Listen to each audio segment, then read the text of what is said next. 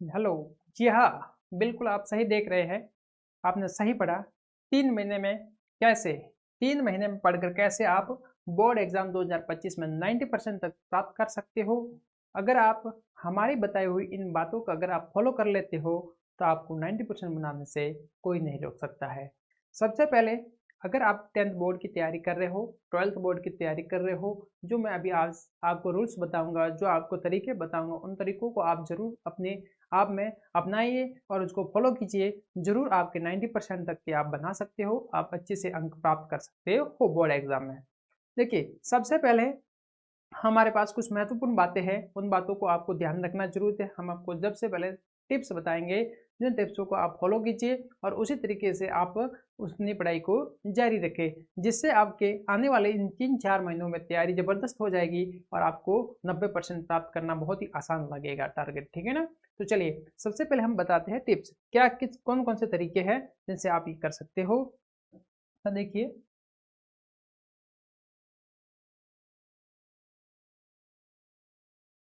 देखिए टिप्स जिसमें हम आपको तरीके बताएंगे, कौन कौन से तरीके आपको फॉलो करने हैं, जिससे आपको अच्छे से अंक प्राप्त हो जाए और आप अपनी पढ़ाई को सुचारू रूप से चालू रख सको। इसके लिए आप देखिए, सबसे पहले कमजोर क्षेत्र पर जोर देना है। आपको क्या करना है, इसका पहला पॉइंट है आपको कमजोर क्षेत्र पर जोर देना है। जो सब्जेक्ट आपके कमजोर है, कमजोर सब्जेक्ट, ठीक है ना? कमजोर सब्जेक्ट पर जोर देना है। जो सब्जेक्ट आपके कमज़ोर है, उस सब्जेक्ट को आपको बहुत ही अच्छे से तैयार करना है, उसको आप ज़्यादा समय देकर उस कंसेप्ट को समझना है। अगर आपको समझ नहीं आए, तो आप अपने टीचर की सलाह ले सकते हो, उनकी हेल्प ले सकते हो, उनसे प्रश्न पूछ के या यूट्यूब से कहीं पर से आप उसको देखकर आप उस सब्जेक्ट को अच्छे से तैयार कीजिए। उस सब्जेक्ट में थोड़ी रुचि दिखाइए, ठीक है ना? कमज़ोर सब्जेक्ट है अगर वो वाले सब्जेक्ट है। फिर है एक अपने जो आप अपनी पढ़ाई कर रहे हो, उसका एक टाइम टेबल बनाइए। क्या बनाइए? Time table. एक टाइम टेबल समय सारणी बनेगी, उस टाइम टेबल के अनुसार ही आप पढ़ाई करें और वो टाइम टेबल आपको हर समय फॉलो करना ही है, हर दिन। यूँ नहीं कि उस सब्जेक्ट को आप उसको टाइम टेबल समय सारणी आप 2 दिन फॉलो करो, फिर तीसरे दिन वापस उसको तोड़ दो, ये नहीं चलेगा। आपको लगातार जो आने वाले समय है 3-4 महीने बोर्ड के एग्ज़ाम के, उन बोर्ड एग्ज़ाम में आपको वो समय सारणी आपको उसी के अनुरूप आपको चलना है, ठीक है ना? तो आप अच्छे अंक प्राप्त करोगे। इसके बाद तीसरा नंबर देखिए, थर्ड टिप्स है आपके लिए, अब ज़्यादा से ज़्यादा सैंपल पेपर। अब अगर एक बार अपना कोर्स आप पढ़ लोगे, उसके बाद जो 10th बोर्ड के मॉडल पेपर आते हैं, ज़्यादा से ज़्यादा मॉडल पेपर हल कीजिए। क्या करने हैं बच्चों? ज़्यादा से ज़्यादा मॉडल पेपर आपको हल करने हैं, ठीक है ना? ज़्यादा से ज़्यादा मॉडल पेपर हल करोगे, उससे भी आपको फ़ायदा मिलेगा। मॉडल पेपर हल करने से भी आपको बहुत ही ज़्यादा बेनिफिट होगा और आपको बोर्ड एग्ज़ाम में प्रश्न करने की उसमें आपको टाइम मैनेजमेंट का भी अच्छे से पता चल जाएगा कि उसमें टाइम कितना लगेगा, आपके पेपर कहीं छूट तो नहीं रहा है, उसका आपको अंदाज़ा हो जाएगा और उस हिसाब से आप पेपर कीजिएगा। मॉडल पेपर में ध्यान रखिए, एक मॉडल पेपर करते समय एज इट इज़ जैसे कि मेरा बोर्ड एग्जाम है, उसी तरीके से आप उस मॉडल पेपर को लीजिए, फिर उसको आप हल कीजिए और उसमें आप टाइम मैनेजमेंट जरूर ध्यान रखिए। जैसे आप 3 घंटे तो 3 घंटे में ही वो पेपर कीजिए, हो सके तो उसको 15 मिनट पहले रखिए, ताकि आपके बोर्ड में वो समय अच्छे से आपके कवर हो जाए, ठीक है ना? चलिए, ये तो है 3 पॉइंट हो गए। अब चौथा पॉइंट देखिए, सभी विषय को चौथा पॉइंट है, सभी विषय को समान समय दें। सभी विषय को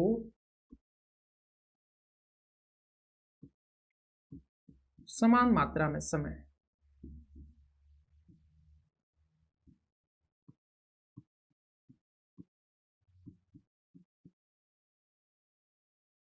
देखिए, सभी सब्जेक्ट को समान समय देना जरूरी है। इसकी क्या जरूरी है, क्यों जरूरी है? देखिए, अगर आप गणित पढ़ रहे हो, आप हिंदी पढ़ रहे हो, आप अगर हिंदी को कम समय दे रहे हो, गणित को ज़्यादा समय दे रहे हो, आप जरूर गणित में आप अच्छे से अच्छे अंक प्राप्त करोगे, मगर हिंदी में आपके नंबर टूट जाएंगे, जिससे ऑल ओवर आपके परसेंटेज गिर जाएंगे। हालांकि जरूर बच्चों को हिंदी सरल लगती है, तो आप सरल सब्जेक्ट है तो उसको आप हल्के में ना लीजिए, उसको आप मत छोड़िए, उसके में भी आप ज़्यादा से ज़्यादा नंबर लाने की कोशिश कीजिए, ताकि आपके एक ऑल ओवर परसेंटेज है वो अच्छे परसेंटेज बन सके। इसके लिए सभी सब्जेक्ट, किसी भी सब्जेक्ट को हल्के में ना लेना है और सभी सब्जेक्ट की तैयारी आपको बराबर मात्रा में करनी है, बराबर मात्रा में उनको समय देना है। सही समय देकर आप उनको अच्छे से तैयारी कर सकते हो। समय आपको बराबर देना है, ये विशेष ध्यान रखना है कि किसी भी एक सब्जेक्ट को ज़्यादा समय देकर दूसरे सब्जेक्ट को कम समय नहीं देना है। अगर आपके सब्जेक्ट जरूर कमजोर है तो उन क्षेत्र पर आप जरूर जोर देना चाहिए। ठीक है ना, समझ में आया? 5वां सवाल देखिए। ठीक है, अगर आपके एग्जाम आ रहे हैं बोर्ड नजदीक, ये बोर्ड नजदीक के लिए भी आपको काम आएगा यही। ठीक है ना, अगर बोर्ड नजदीक आ रहे हैं तो लिखने की प्रैक्टिस कीजिए। क्या कीजिए? ज्यादा से ज्यादा लिखने की प्रैक्टिस कीजिए, लिखने का अभ्यास कीजिए, ज्यादा से ज्यादा लिखने का अभ्यास कीजिए।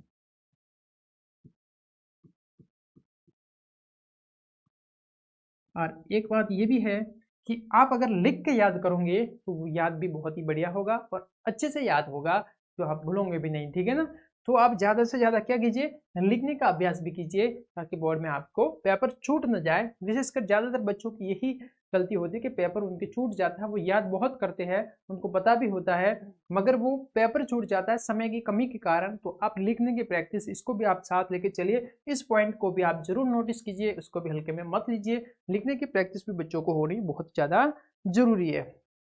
फिर है 6वां पॉइंट, जब आप पढ़ाई करने बैठते हो, जब आप पढ़ने के लिए बैठते हो तो पढ़ाई करते समय आप लगातार कंटिन्यूस 4-5 घंटे बैठते होंगे, तो ऐसा ना करके आप उसमें थोड़े थोड़े गैप में ब्रेक लीजिएगा। पढ़ाई करते करते मतलब घंटे 2 घंटे के बाद ब्रेक लीजिए, थोड़े थोड़े समय बाद ब्रेक लीजिए। ठीक है ना, पढ़ाई के दौरान, पढ़ाई के दौरान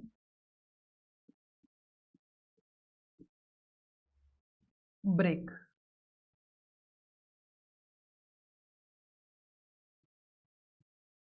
पढ़ाई के दौरान आप ब्रेक लीजिए। थोड़े थोड़े समय में आप पढ़ाई के दौरान ब्रेक लीजिए। जैसे 1 घंटे या 2 घंटे की आपने कंटिन्यूसली पढ़ाई कर ली, उसके बाद आप 5 मिनट का ब्रेक लीजिए, ताकि आपका दिमाग फिर से रिफ्रेश हो सके। इससे आपके याद करने की क्षमता भी आपके बढ़ेगी और अच्छे से आपको याद भी होगा। ठीक है ना, समझ में आया? ये जो पॉइंट है वो मैंने बता दिया। आगे बताइए, आगे देखिए, आप पढ़ाई जिस एरिया में जहाँ पर बैठ के आप पढ़ाई करते हो, वो आपकी पढ़ाई करने की जगह एकदम एकांत होनी चाहिए और वातावरण शांत होना चाहिए। एकांत और शांत वातावरण में, एकांत व शांत वातावरण में पढ़ाई करें।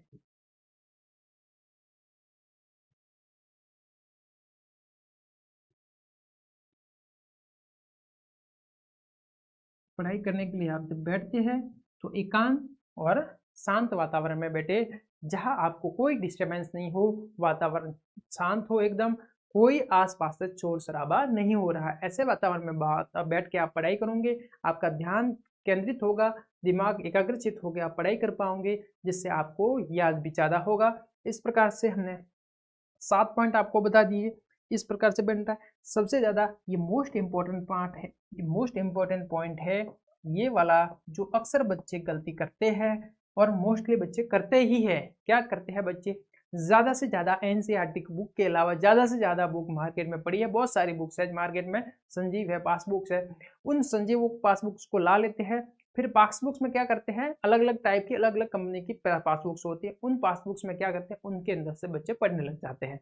और क्या करते हैं वो बच्चे, देखते हैं कि इस पासबुक में तो ऊपर नीचे लिखा हुआ है ये प्रश्न 2022 में आया, 2021 में आया है, इस प्रकार से।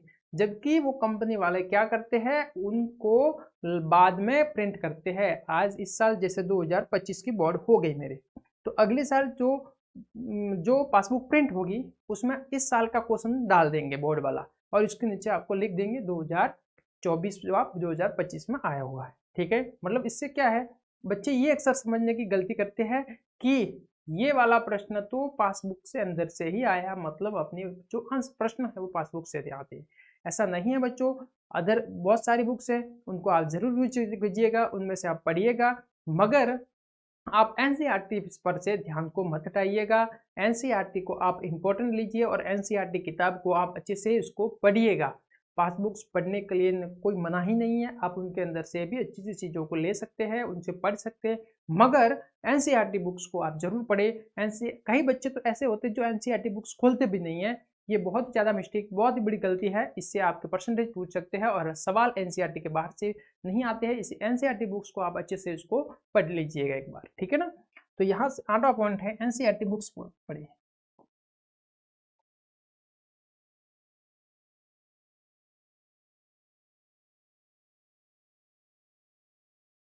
एनसीईआरटी बुक्स पढ़े, ठीक है बच्चों, ठीक है। फिर देखिए, और एक बात है कि आप पढ़ाई करते समय, अपनी पढ़ाई के दौरान है, आपको ऐसा नहीं है कि आपको पूरी पूरी रात जगना है। पढ़ाई की भी समय सारणी आपको, जो मैंने बताया सेकंड पॉइंट, समय सारणी बनानी। उसके बाद मैं आपको बता रहा हूँ, पढ़ाई भी करो मगर नींद पूरी लो। नींद हमेशा पूरी करनी चाहिए। अगर आप नींद पूरी नहीं करोगे तो आपका स्वास्थ्य खराब होगा, स्वास्थ्य सही नहीं रहेगा, और आप भले ही आप पढ़ाई के दौरान समय आप ज़्यादा दोगे मगर आपको अच्छे से याद नहीं हो पाएगा। इसीलिए 9वां पॉइंट, ये भी इंपॉर्टेंट पॉइंट है, आप लिख लेना, नींद पूरी करें, नींद पूरी करनी है, ठीक है ना, जो आपके स्वास्थ्य के लिए बहुत ही ज़्यादा जरूरी है। तो नींद हमेशा पूरी करनी है, ठीक है।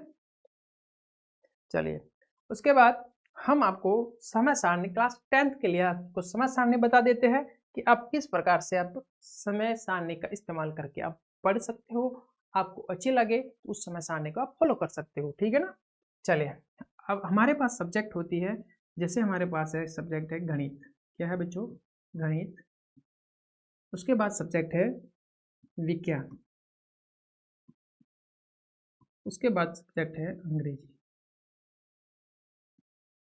देखिए, ये जो 3 सब्जेक्ट है, ये मोस्टली बच्चों को कठिन लगती है, यानी हार्ड लगती है, भारी लगती है कि इस सब्जेक्ट को समझना आसान नहीं है। उसके बाद आपको सरल क्या लगता है? सबसे ज़्यादा आसान लगता है हिंदी पढ़ना, कि भाई हिंदी तो सरल है, ठीक है। उसके बाद संस्कृत भी फिर भी ठीक है, संस्कृत और सामाजिक विज्ञान।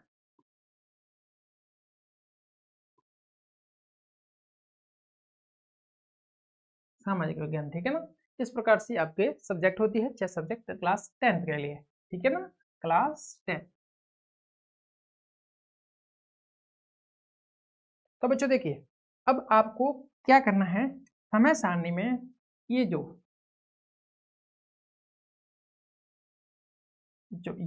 समय सारणी आपको बनानी है, उस समय सारणी में ये जो है मेरे पास गणित और हिंदी, क्या है बच्चों? गणित और हिंदी। अब इन दोनों को कंबाइन रखिए, दोनों को साथ रखिए। देखिए, जो सब्जेक्ट आपको कठिन लगती है वो, और एक सब्जेक्ट जो आपको सरल लगती है, उन दोनों को आपको पढ़ना है, ठीक है ना। अब दिन की पर डे आपको मैक्स कम से कम आपको, जैसे कम से कम आपको 6 घंटे देने हैं। अगर 3 से 4 महीने आप 90% का गोल रख रहे हो, सपना रख रहे हो, तो आपको 6 घंटे देने पड़ेंगे। तो 6 घंटों में आप इसको 3 घंटे कितने कीजिए, 3 घंटे आप इसको दीजिए, 3 आवर्स, ठीक है ना।